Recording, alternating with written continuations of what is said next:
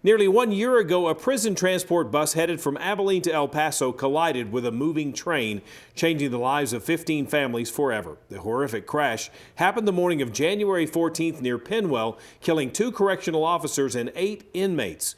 5 passengers survived the crash, including 39-year-old correctional officer Jason Self. CBS 7's Deanne Lopez visited the Self family at their home in Abilene to see how he's doing, but she didn't make the trip alone. She brought along a special person whose life was also impacted by the crash that morning. Deanne joins us now from the studio with this emotional story. Deanne?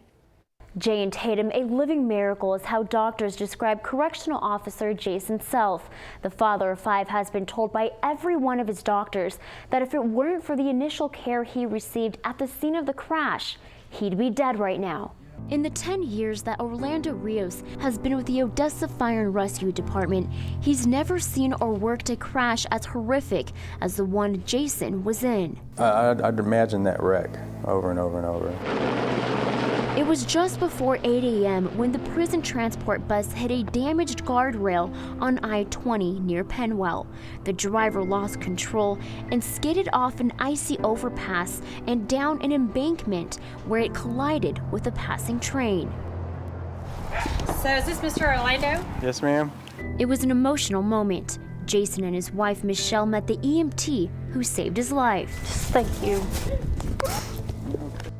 Jason, 2 of his fellow correctional officers, and 12 inmates were on their way from the Middleton prison in Abilene to the Sanchez unit in El Paso.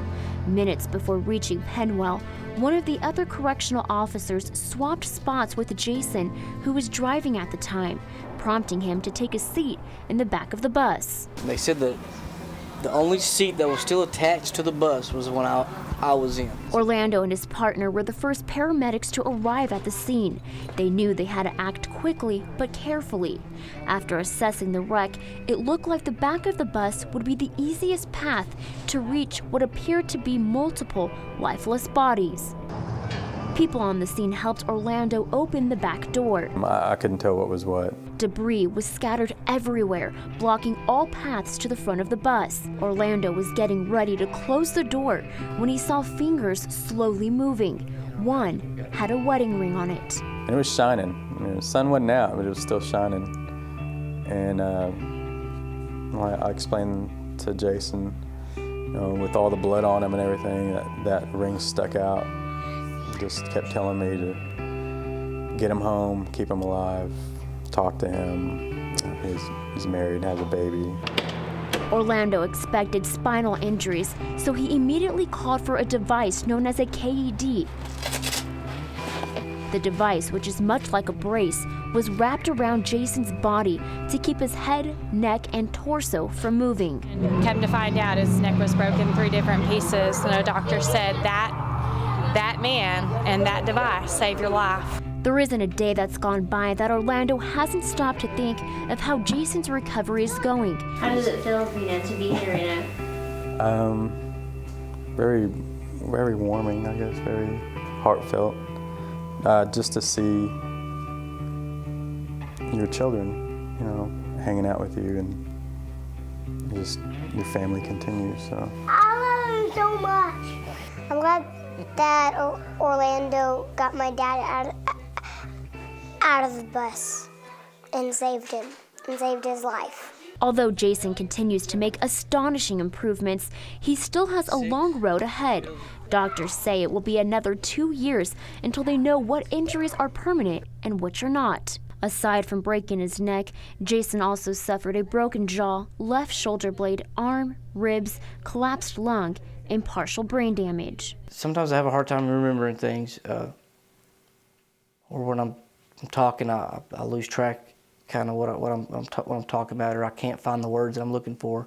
I can't, I can draw blanks. What worries the family the most is the fear of the unknown. Just 10 years shy of his retirement, Jason thought his family's future was secure. It just stresses me out. I don't know what I don't know.